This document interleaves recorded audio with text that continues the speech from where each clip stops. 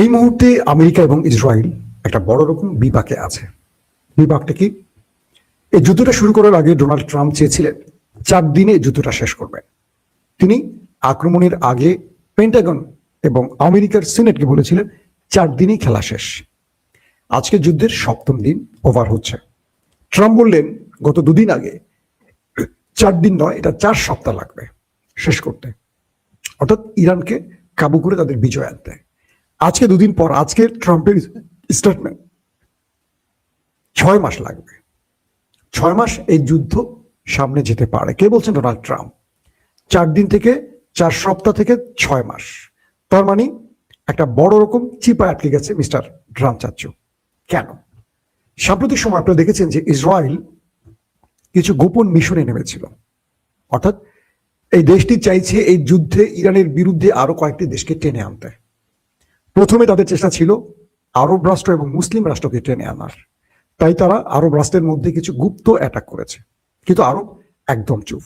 Iran যখন আরব রাষ্ট্রকে, Gulf কান্ট্রিগুলোকে target করে হিট করছিল, তখন হঠাৎ করে এমন কিছু অ্যাডভেঞ্চার হতো, এমন কিছু জায়গায় অ্যাটাক হতো যেগুলো ইরান করতো না, কিন্তু ইরানের নামে চলে আসতো। যেহেতু ইরান আক্রমণ করছে তাহলে এটা ইরানই করছে।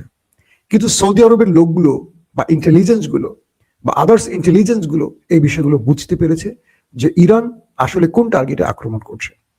সৌদি, কাতার, কুয়েতের পররাষ্ট্রমন্ত্রীর সাথে ইরানের পররাষ্ট্রমন্ত্রীদের মধ্যে কথা হয় এবং ইরানের পররাষ্ট্রমন্ত্রী আব্বাস আরাকচি স্পষ্ট করে বলেছেন যে আরবের কোন সাধারণ ভবনে স্বার্থে আমরা আঘাত করছি না, আমরা গালফ কান্ট্রির ভিতরে মার্কিন স্বার্থকে টার্গেট করছি, এর বাইরের যত আক্রমণ সেগুলো আমাদের নয়। আরব সতর্ক হয়ে গেছে, তারা বুঝতে পারছে তাদেরকে যুদ্ধে টেনে আনতে চাচ্ছে নেতাকাকু। নাম্বার 1। নাম্বার 2 হলো এটাকে, এর পরবর্তী এই নেতাকাকু চাচ্ছেন এটাকে ধর্মযুদ্ধ বানাতে অথবা ইউরোপকে টেনে আনতে। আমরা সারা জীবন দেখেছি আমেরিকা যেই পথে চলে ইউরোপ সেই পথে চলে, একদম বাদ বিচার ছাড়া, কোনো আওয়াজ ছাড়া। আফগানে অ্যাটাক করতে হবে, পুরো নেটো চলে আসছে। দুর্বল আফগানে অ্যাটাক করতে, ইরাকে অ্যাটাক করতে হবে, পুরো নেটো চলে আসে। কিন্তু এবারই প্রথম দেখলাম যে আমেরিকা যখন আক্রমণ শুরু করলো, ইউরোপ গাইগুই শুরু করে দিয়েছে। ফ্রান্স কখনো এটা বলছে, স্পেন তো বিরুদ্ধে দাঁড়িয়ে গেছে, সার্বিয়া বিরুদ্ধে দাঁড়িয়ে গেছে, অস্ট্রিয়া দাঁড়িয়ে গেছে। এক একটা রাষ্ট্র যারা ট্রাম্পের ইশারায় চলতো তারা স্পষ্টত এখন ট্রাম্পের বিরুদ্ধে দাঁড়াচ্ছে, কারণ তারা বুঝতে পারছে ওয়ার্ল্ড অর্ডার ভেঙে যাচ্ছে। বিশ্ব মোড়লদের খ্যাতিটা দুর্বল হচ্ছে বা বিশ্ব মোড়লরা তাদের খ্যাতি হারাতে বসছে ইরানের আক্রমণে। সব খেলা কিন্তু ইরান খেলছে। খুব মন দিয়ে শুনবেন আজকের ভিডিওটা। কি রকম একটা উদাহরণ দেই। আমাদের এই দক্ষিণ এশিয়ার পাকিস্তান, বাংলাদেশ, ইন্দোনেশিয়া, মালয়েশিয়া, এই দেশগুলো আমেরিকার ইশারা ছাড়া এক চুল চড়তে পারে না। ধরেন বাংলাদেশে একটা নির্বাচন হয়ে গেল, কে প্রধানমন্ত্রী হবে এটা জনগণের ভোটে নির্ধারিত হয়নি, এটা নির্ধারণ করে দিয়েছে রেজওয়ানা কিংবা আমাদের খলিল ভাইদের মতো লোক। তাদেরকে আমেরিকা যে ট্রিটমেন্ট দিতে সেই ট্রিটমেন্টই সব হয়েছে। ধরে নেন আপনারা। এখন অনেকে চিল্লাপাল্লা করবেন, না ভাই একটু মাথা খাটালে বুঝবেন। রাজনীতি করেন চায়ের দোকানে, ভালো কথা, একটু মাথা খাটালে বুঝবেন। যেমন ইমরান খান পাকিস্তানে বিজয় লাভ করার পর ইমরান খান ক্ষমতায় বসতে পারেনি, কারণ সেনাবাহিনী দেয়নি। সেনাবাহিনীকে কন্ট্রোল করেছে কি? আমেরিকা এবং মিস্টার প্রেসিডেন্ট ডোনাল্ড ট্রাম্পের আগে যিনি ছিলেন শেখ বাইডেন সাহেব। তাদেরই মধ্যে একজন ইন্দোনেশিয়ার প্রধানমন্ত্রী, যিনি আমেরিকা যা বলতো তাই করতেন। সেই ব্যক্তিকে বলা হলো যে গাজাতে বোর্ড অফ পিস ঘোষণা করা হলো, অর্থাৎ শান্তির জন্য একটা বোর্ড তৈরি করা হবে গাজায়। কে করবে? আমেরিকা। সেখানে ইন্দোনেশিয়ার মতো একটা মুসলিম দেশকে লাগবে। সুসুর করে চলে গেছে, যেহেতু মিস্টার ট্রাম্প সাহেব বলেছে। ট্রাম্পের উপরে কথা বলবে বাংলাদেশ, ভারত, পাকিস্তান, ইন্দোনেশিয়ার সাহস তো নাই। হঠাৎ করে সেই মিস্টার ইন্দোনেশিয়ার প্রধানমন্ত্রী আজকে কি বলেছেন জানেন? ট্রাম্প একটা মিথ্যুক, তিনি এটা মানে মিথ্যা বলার লোক। কে বলছেন? ইন্দোনেশিয়া, যে তার জুতা পালিশ করেন সবসময় ভয়ে। কি বলছেন? যে ট্রাম্প বলছে যে গাজাতে বোর্ড অফ পিস ঘোষণা করেছেন, বোর্ড অফ পিস গঠন করবেন শান্তির জন্য তিনি। সেই ট্রাম্প কি করে ইরানে শান্তিপূর্ণ পরিবেশে আক্রমণ করছে? বুঝতে পারছেন? পৃথিবীকে এই সাহসটা কে দিয়েছে? ইরান। ইরান বিশ্ব মোড়লদের সকল মিথ ভেঙে দিয়েছে। নাম্বার 2, ইম্পর্টেন্ট, শুনতে থাকেন মন দিয়ে। সন্দীপ থেকে দেখছেন, হাসান সন্দীপ যাবো একবার, বুঝছেন, আমার খুব শখ সন্দীপে যাওয়ার। তো আরব রাষ্ট্রগুলো যারা কখনো আমেরিকার উপর আওয়াজ করতো না, একদম কোনো প্রকার আওয়াজ করতো না, যা বলতো তাই, পেট্রো ডলার বিক্রি করে পুরো ট্রিলিয়ন ট্রিলিয়ন ডলার দিত আমেরিকাকে। আরবরা তাদের বড় বড় অর্থায়ন সব করতো পশ্চিমা দুনিয়ায়। তারা আমাদের এই দরিদ্র দেশগুলোতে বড় অঙ্কের কখনো অর্থায়ন করতো না। আমাদের এখানে শ্রমিকের দাম কম, আমাদের এখানে ভালো মজুরি পাওয়া যায়, এখানে ইনভেস্ট করে লাভ বেশি, তারপরও তারা আমেরিকাকে খুশি করতো, কারণ আমেরিকা এই রাষ্ট্রগুলোকে বাঁচিয়ে রাখে, এই রাষ্ট্রগুলোকে টিকিয়ে রাখে, অবৈধভাবে রাজতন্ত্র টিকিয়ে রাখে বা শত্রুর হাত থেকে বাঁচিয়ে রাখবে এই আশ্বাসে। ইম্পর্টেন্ট মেসেজ কি জানেন? গত কয়েকদিনে আরবের একাধিক রাষ্ট্র মুখ খুলেছে। সৌদি আরব, আরব আমিরাত, কাতার, কুয়েত স্পষ্ট জানিয়েছে তারা ইরানের বিরুদ্ধে লড়াই করবে না, এবং তারা স্টেটমেন্ট দিয়েছে ইরানের উপর আক্রমণ ছিল অন্যায় আক্রমণ। বুঝতে পারছেন, ইরান ধোলাই চালাচ্ছে, তারপর তারা আওয়াজ করতেছে ইরানের পক্ষে। আজকের স্টেটমেন্ট কি? সৌদি আরব, ইউএই, কাতার, কুয়েত তারা বলেছে আমরা যে আমেরিকাকে 5 ট্রিলিয়ন মার্কিন ডলার দিয়েছিলাম বা দেব বলে চুক্তি করেছিলাম, এটাকে আমরা পুনর্মূল্যায়ন করতে চাচ্ছি। ট্রাম্পের গলা শুকিয়ে গেছে। ট্রাম্প দ্বিতীয় মেয়াদে ক্ষমতায় বসে আরব রাষ্ট্রে ছুটে এসেছিলেন, বড় অঙ্কের টাকা নিয়ে যাবেন, আমেরিকার ঋণ দূর করবেন, আমেরিকার বেকারত্ব দূর করবেন, বড় বড় কর্মস্থল তৈরি করবেন। এসে আরবের দেশ ঘুরে 5 ট্রিলিয়ন, ক্যালকুলেটরে ধরবে না, 5 ট্রিলিয়নের চুক্তি করলেন আরবদের সাথে। সেই আরবরা, ইউএই, সৌদি আরব, কাতার, কুয়েত তারা বলছে আমরা আরবের সাথে, আমরা আমেরিকার সাথে যে চুক্তিগুলো করেছি এগুলো এখন পুনর্মূল্যায়ন করব। অর্থাৎ আমরা আমেরিকাকে ব্ল্যাঙ্ক চেক আর দিচ্ছি না টাকার, কারণ আমেরিকা আমাদের নিরাপত্তার নামে যে প্রতিশ্রুতি দিয়েছে আমেরিকা সেটা রক্ষা করতে পারেনি। আমেরিকা আমাদের নিরাপত্তা দেবে কি, নিজেরই তো পিঠ বাঁচাতে পারছে না এই মুহূর্তে। ইরান দ্বিতীয় মিথ ভেঙে দিয়েছে মিডল ইস্টের, মধ্যপ্রাচ্যের। খেয়াল করেন, আরবরা বলছে, আরবের বড় বড় ব্যবসায়ীরা, এর মধ্যে একজন খলফ, তিনি চিঠি পাঠিয়েছেন ট্রাম্পের উদ্দেশ্যে যে তোমাকে কে সাহস দিছে তুমি আজকে এই যুদ্ধ আরবের মধ্যে ছড়িয়ে দিয়েছো? আমরা শান্তিপ্রিয় মানুষ, পুরো পৃথিবীতে আমরা এই শান্তির পক্ষে থাকি, আমাদের দেশের মধ্যে রাজনীতি নেই, আমরা ব্যবসা বাণিজ্য করি, আমরা মানুষের মধ্যে শান্তির জন্য, জনগণকে শান্তিতে রাখার জন্য সব করি।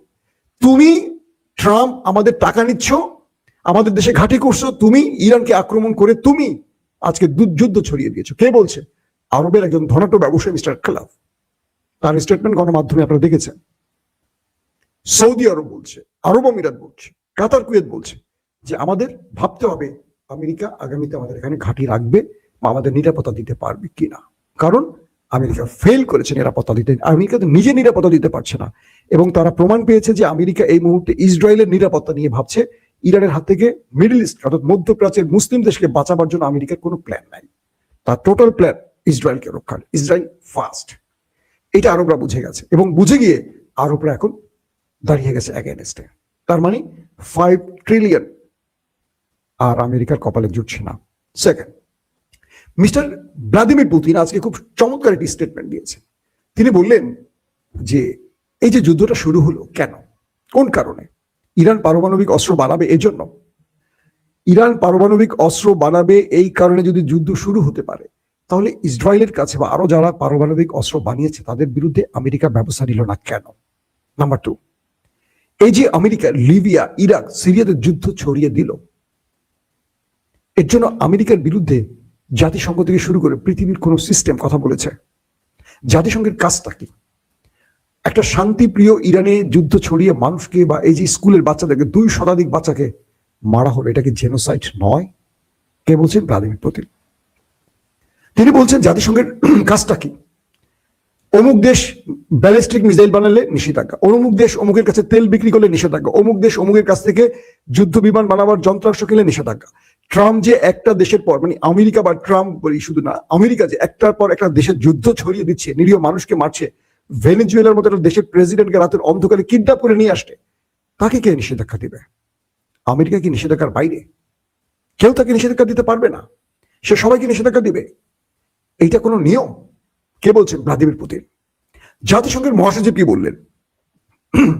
অ্যান্টনিও গুতেরেস কি বললেন? ইরানের পারমাণবিক অস্ত্র বানানোর চেয়ে বড় প্রবলেম এখন যে যুদ্ধ ছড়িয়ে গেছে, এটা বিশ্বের জন্য সবচেয়ে বড় হুমকি।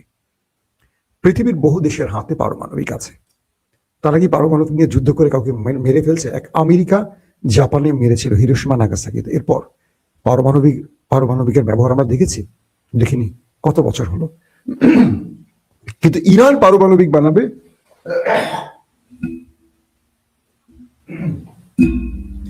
ইরান পারমাণবিক বা নিউক্লিয়ার অস্ত্র বানাবে এই ভয়ে এই দেশটাকে যে ধ্বংস করা হচ্ছে, এটার যৌক্তিকতা কি? কে বলছেন? জাতিসংঘের মহাসচিব। তিনি বলছেন বর্তমান সময়টা ইরানের পারমাণবিক তৈরির চেয়েও ভয়ঙ্কর। একটা বিষয় খেয়াল করেন, ইরানের ভেতর থেকে এখন আলোচনা উঠছে যে তারা পারমাণবিক এখন বানাবে, অল্প দিনের মধ্যে হয়তো ঘোষণা পাবেন আপনারা। কারণটাকে, এতদিন তাদের সর্বোচ্চ নেতা আয়াতুল্লাহ আলী খামেনি বলেছেন পারমাণবিক অস্ত্র তৈরি হারাম, কারণ এটা একটা জাতিকে পুরো ধ্বংস করে ফেলে।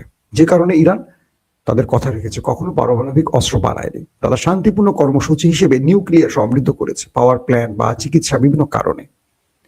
আয়াতুল্লাহ আলী খামেনি কিন্তু এখন আর নাই। আয়াতুল্লাহ আলী খামেনি যেহেতু নেই, তার বক্তব্য এখন আর নেই। ইরান বলছে তারা এখন পারমাণবিক বানাবে। কেন বানাবে? যুদ্ধ থামানোর জন্য। ভালো করে খেয়াল করেন, পাকিস্তানে পারমাণবিক আছে। ভারত এত বড় দেশ, এত বিশাল সেনাবাহিনী, পৃথিবীর অন্যতম সামরিক বাহিনীর দেশ ভারত। পাকিস্তানের বিরুদ্ধে যুদ্ধের আগে ভারত 14 বার চিন্তা করে। ইসরায়েলের মতো দেশ পাকিস্তানকে খেয়ে দিতে চায়, কিন্তু ভয় পায় পারমাণবিক আছে। পৃথিবীর সব দেশই পাকিস্তানকে একটু আলাদাভাবে আলাদা নজরে দেখে। কেন? পারমাণবিক আছে। ধরেন উত্তর কোরিয়া, এই দেশটির ভেতরে কি চলছে? এই দেশের মানুষ স্বাধীন। এই দেশের যেই বাটা আছে প্রেসিডেন্ট যা চায় তাই করতে পারে। আমেরিকা বলেন, ইসরায়েল বলেন, পুরো পৃথিবী তাকে কেউ কিছু করতে পারে না, কারণ তার কাছে পারমাণবিক আছে, তার কাছে মিসাইল আছে। অর্থাৎ যার কাছে পারমাণবিক আছে তাকে আক্রমণ করার সাহস কেউ করে না। তো ইরান বলছে যে আমাদের এই মুহূর্তে পারমাণবিক লাগবে, এই কারণে যে আমরা যুদ্ধ থামাতে চাই। আমাদের কাছে পারমাণবিক নেই বলে আজকে ইসরায়েল আমাদের আক্রমণ করছে, আমেরিকা আক্রমণ করছে। যদি আমাদের কাছে পারমাণবিক থাকতো, আজকে ওরা কি আমাদের উপর আক্রমণের সাহস করতো? আসলে এই যুক্তিটা খুব ভালো যুক্তি, কারণ ইরানের কাছে নেই বলে তারা ইরানকে দুর্বল করছে। ইরানের কাছে এসে বললে কেউ সাহস করবে না আক্রমণের, কারণ তখন তারা ভয় পাবে যে ইরানে আক্রমণ করলে ইরান তো পারমাণবিক চার্জ করবে। পাকিস্তানকে কেউ ঘাটে না একটা কারণে। তো ইরান তারা এখন এই পারমাণবিক বা নিউক্লিয়ারের দিকে এগুচ্ছে, এটা মোটামুটি বোঝা যাচ্ছে। এটা কিন্তু আব্বাস আরাকচি বলেছেন। আসেন, আজকে নেতা কাকুর বাড়িতে একজন জার্মান সাংবাদিক ঢুকেছিলেন। বাড়িতে মানে তার দেশে ঢুকেছিলেন, ভিসা নিয়ে গেছেন। তিনি রিপোর্ট করছেন। তিনি রিপোর্টে দেখাচ্ছেন পুরো তেল আবিব মানে রাজধানীটা কিভাবে ছারখার করে ফেলেছে ইরান আক্রমণ চালিয়ে। তিনি দেখাচ্ছেন ক্যান্টনমেন্টের ভিতর, তিনি বলছেন যে আমি সেনা সদর দপ্তরে ঢুকতে পারছি না, তবে সবচেয়ে বেশি আঘাত হয়েছে এখানে সামরিক স্থাপনাগুলো। অর্থাৎ খামেনি বাহিনী তেল আবিবের ভেতরে বা নেতাকাকুর দেশটির ভেতরে ব্যাপক পরিমাণ সামরিক স্থাপনা ধ্বংস করে ফেলেছে। মোসাদ হেডকোয়ার্টার, সিংগাদ হেডকোয়ার্টার, তাদের গুরুত্বপূর্ণ সামরিক কেন্দ্রগুলো একদম মিশিয়ে ফেলেছে মাটির সাথে। তিনি বলছেন যে আমরা সামরিক সদর দপ্তরের দিকে যেতে পারছি না, নিরাপত্তা বাহিনী আমাদের যেতে দিচ্ছে না। কিন্তু ফুটেজ দেখাচ্ছে, কে? জার্মান সাংবাদিক, এবং বলছে যে আমাদেরকে নিষেধ করা হচ্ছে দেশটির পক্ষ থেকে, মানে ইসরায়েলের পক্ষ থেকে, যেন কোনো গণমাধ্যমে ফুটেজ দেখানো না হয়।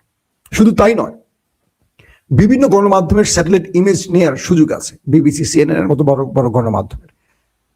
ইসরায়েল তাদের কাছে অনুরোধ করেছে তারা উপগ্রহের মাধ্যমে কোনো ছবি নিয়ে ইসরায়েলের ভেতরের দূর অবস্থা যেন না দেখায়। কোথায় ভয় পাচ্ছে নেতা কাকু বুঝতে পারছেন? তার মানে তার দেশের ভেতরের কি অবস্থা একবার কল্পনা করেন। রাখে নাই কিছু, ইরান একদম গাজা বানায় ফেলাইছে। আবার মার্কিন একজন সাংবাদিক, তিনি এসছেন ইরানে। প্রথমে তিনি গাড়িতে করে লাইভ করলেন, এরপর ইরানের শহরে ঘুরলেন। তিনি যে রিপোর্টটি করলেন, মেবি তিনি সিএনএন এর, তিনি যে রিপোর্টটি করলেন, সেই রিপোর্টে তিনি বললেন যে আমি ইরানের মধ্যে ঢুকেছি, ইরানের বিভিন্ন জায়গায় স্বাভাবিক আবাসস্থলগুলোকে ধ্বংস করা হয়েছে, মানুষের সাধারণ বাড়িঘর ধ্বংস করা হয়েছে।